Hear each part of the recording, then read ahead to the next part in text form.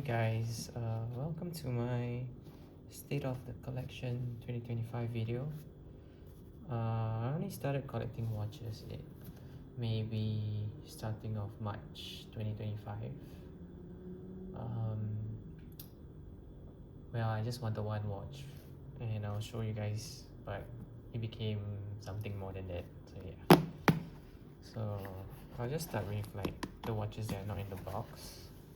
So this is my wedding watch. It's actually maybe 3 years ago I got it. I wasn't really into watches. Something maybe cheaper, on the cheaper side, which my wife actually got it for me. It is very big and I have been thinking about, letting it go, but I just keep it for sentimental pieces. I have to say it is one of the most legible watches that I have. And it's just a nice quartz watch. Size, however, is quite big. I think it's like 42 to 44 or something. But yeah, it's a chronograph. So when you click, it starts timing down here. Yeah. No plans on what to do with this watch. I'll probably just keep it forever because it's a wedding watch. It's something very sentimental. It might not be the best watch, but I will keep it. I have talked to my wife about letting it go, and she's not a very sentimental person, so she says, if you want to let it go, you can just do what you want to do. Alright, so these are the two watches that I have out on my watch box. Oops. The next one, so this watch, it's a Seiko. I think it's a vintage model. It actually belonged to my uncle who sadly passed away this year, and let's just say he wasn't very well off, but he did have a few watches. He kept and left behind a few watches, like I think some Breitling Navtimers and some. He had a Rolex Hulk, which were all actually fake and replicas. So this is like the only watch that I was drawn to, I guess, because the rest were kind of fakes. So I put it on this like canvas strap. It's very nice. Can be a daily beetle watch, but I rarely wear it. Cool feature about this watch, let me try and show you guys. Let me move the time. It is 8 o'clock right now, around there. Is that it has a day and a date, and when you switch it, let me do that. See, I'm still quite a noob with watches. Wait, why is it not working? Some technical difficulties. I rarely wear this watch. Oh yeah, here we go. So when you switch the date, it actually comes in an Arabic date before the English date. So it's quite cool. And when you switch it for Saturday, it's blue, and Sunday will be red. So it's a very nice watch. One that I don't wear. I used to wear it as a beetle watch. So that is my Seiko, my one and only Seiko. Let me see if I can get the model here. I can't get it on the video. 7N430BS0. So before this year, before I got my other watches, I was wearing this Seiko watch whenever I could. So I probably got it in around September? Yeah, September. Which is not a long time, yeah. But yeah, I will keep this forever. I'll never let this go, because it's a sentimental piece. Alright. Now we go on to the main watch box. So Here we go. What to say? Shall we start with the watches that I acquired first? Alright. Classic Submariner. This is the only watch that I wanted. Very big. This is the watch that started like the craze. So I didn't buy it from the AD. I actually went for the grey market. The only thing that wait, let me let you guys hear that. You hear that? Lovely watch. There is some things that I don't like about the Submariner. It's very classic. If you can see, like, you know, fingerprints are easily seen on the bezel and even on the crystal. Kinds of, sometimes it annoys me. Also, it comes with the, you know, the glide lock. Yeah, here. My wrist size is actually really small. I think it's like 6.1 inches. So it might look a little big, but I think it looks fine. So originally this is the only watch that I wanted, a Rolex, because I've been working for like 10 years and I'm someone who, you know, I love to save money, and why not reward myself with something, you know? After working for like 10 years, the clasp is huge. That is the only thing about this watch. Yeah, perfect go anywhere, do anything watch. That was my first watch of 2025, I would say. Yeah, the watch that started all this craze. Lovely watch. So I'll show you guys the lume later, like for all my watches. I like lume a lot. It might not be practical, but yeah. Why did I grab this one? No. Second watch I got. The PRX. I got quartz, something that I can grab and go. It is also my daily beater watch for work. A lot of scratches on this watch. It is heavily used, guys. Very, very, very nice watch, in my opinion. Cheap and good. I got the blue sunburst one because I don't have any blue watches. Let me put it on the wrist. So this is like the 35mm if I'm not wrong. Yeah, very nice watch. A lot of scratches. This is a watch that, you know, you can tell, you can ask somebody like, how much do you think my watch is? And usually they always tell me like 2,000, 3,000. People who don't know watches. So I also bought the blue rubber strap to go with it. Let's see if I can show you guys. I bought it from Tissot. Amazing strap. I like to switch it myself from time to time. Oops, wrong way. Yeah. So I always switch it myself whenever I feel like it. Also, the salesperson at Tissot is really, really nice. I also bought a watch for my wife. So that is my PRX. I always grab this when I don't have time to set my watches. So I'll just leave the blue strap here. You can see it. Alright.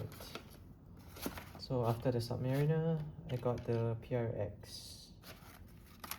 And I was really, really happy for a long time. I won't say a long time. I mean, I ended up buying so many more watches, right?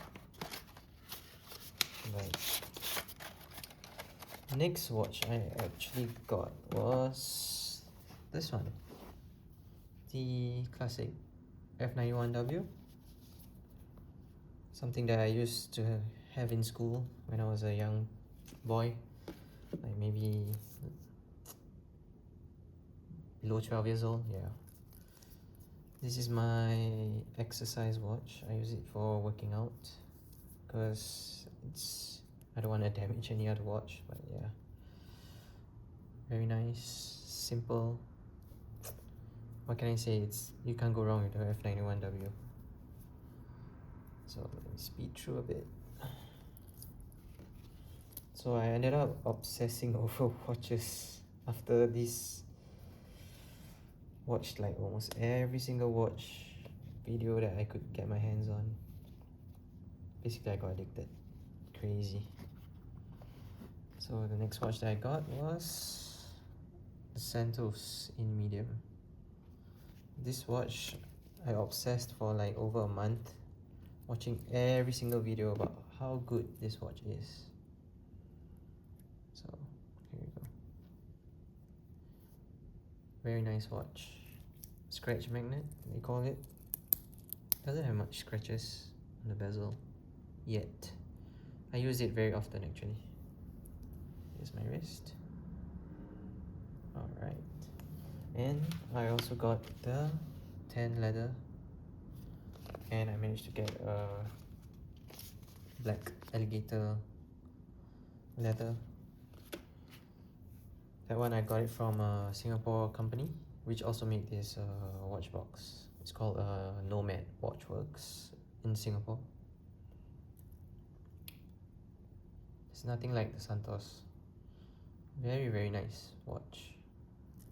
See, the type of watches that I go for is usually those like versatile watches that you can use every day, every scenario, every outfit. So it's easy to match. Yeah, very versatile. First pilot's watch also.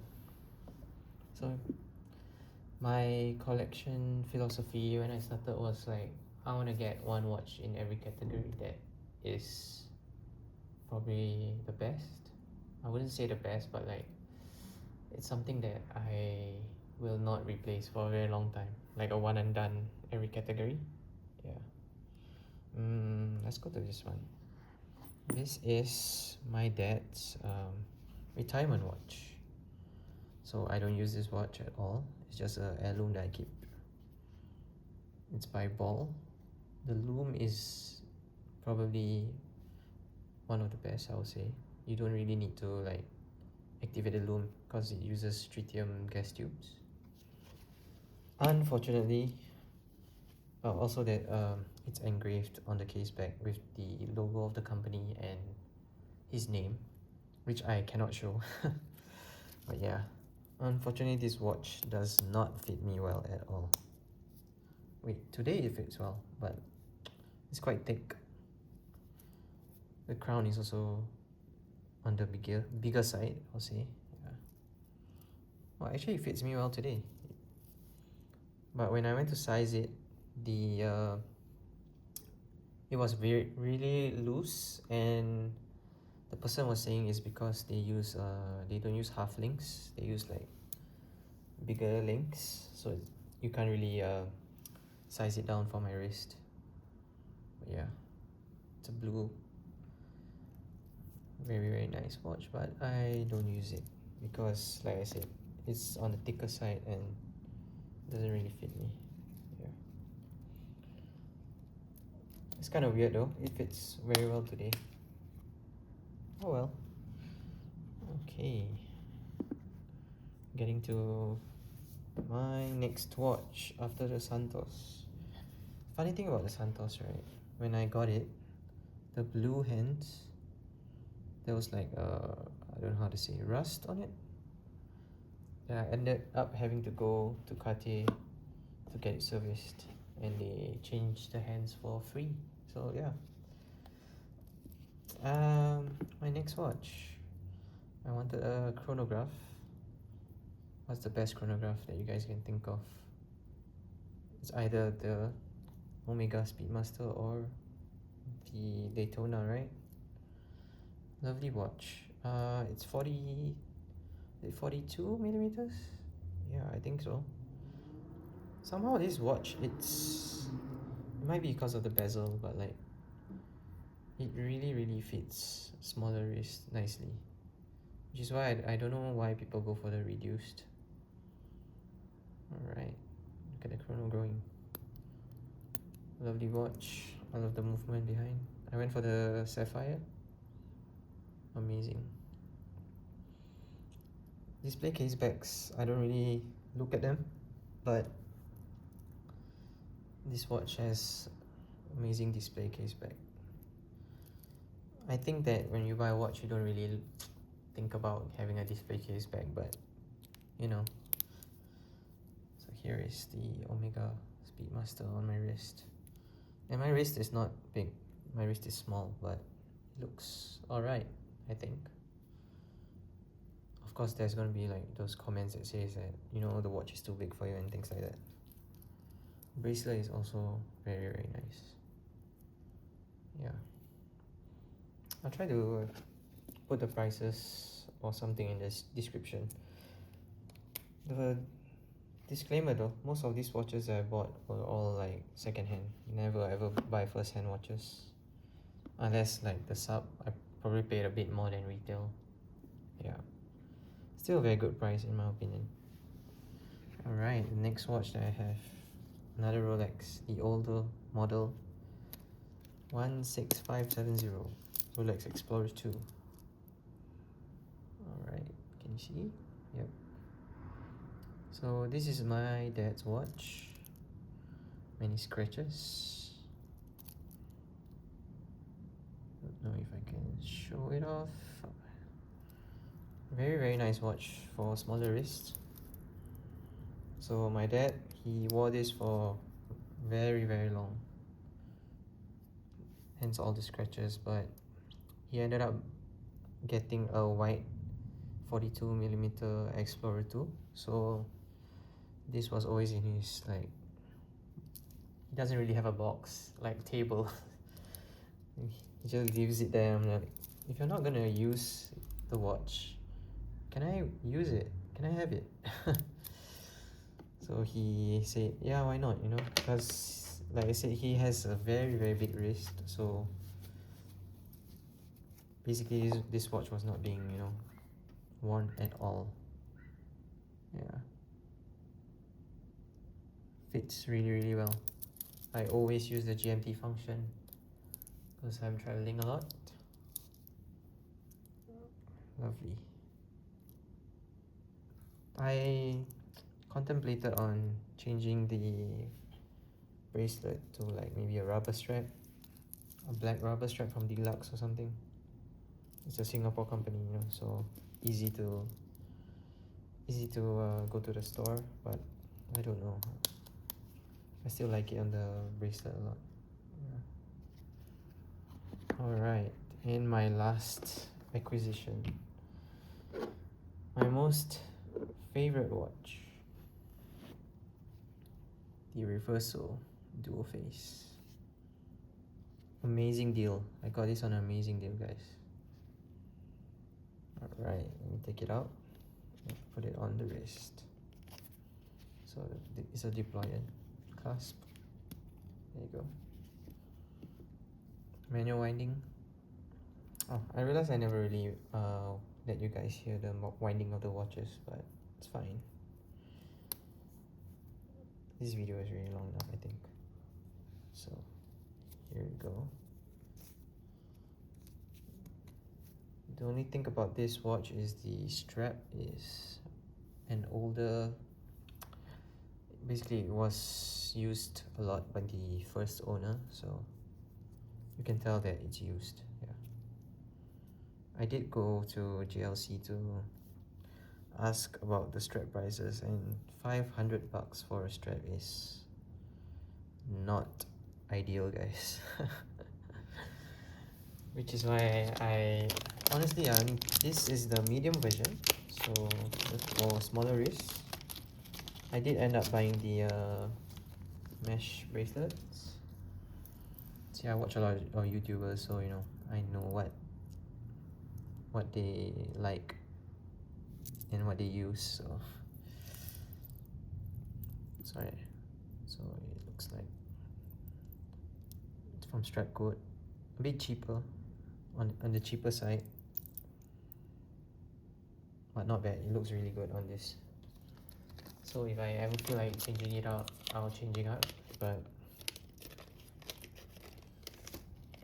I think that I really hope JLC comes out with their own mesh bracelet in steel. I saw the pink gold one, very nice. Alright, and let me flip it. Black. Also has loom on the back side, which is the black face. Dual time. Amazing. This is so addictive. Change the hour hand.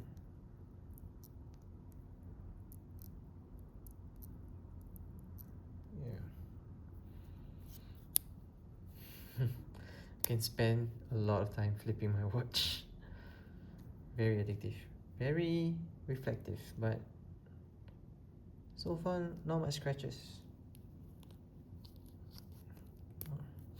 So let me try and get a loom shot for you guys. Alright, I'll switch it to the black face since there's loom. Since there's loom, so you guys can see. Put it here. So if you notice, my collection is a lot of monochrome watches, easy to wear for any outfit. I don't want to get a green color watch though, green face. I'm looking at something cheaper because green is, you know, not easy to pair with your outfits. So I'm looking at a Longines Conquest 38mm in the green rubber strap. Let me get the lights.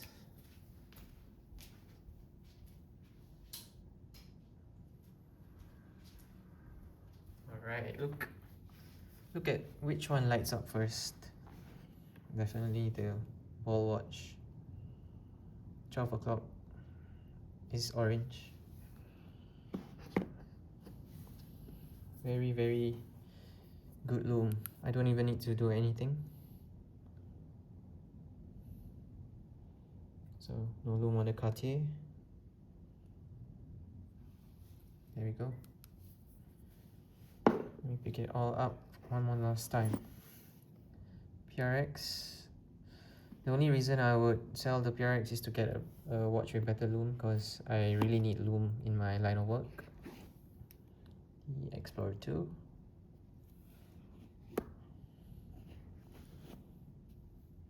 The Omega. Oof. So good. Submariner loom. Very nice. I love blue. So nice. The Reverso. Loom is not very strong, but still nice to have. So that is all for my video, guys. Hope you enjoyed. Let's see what happens in 2026. So there you go. Catch you all on the next video maybe.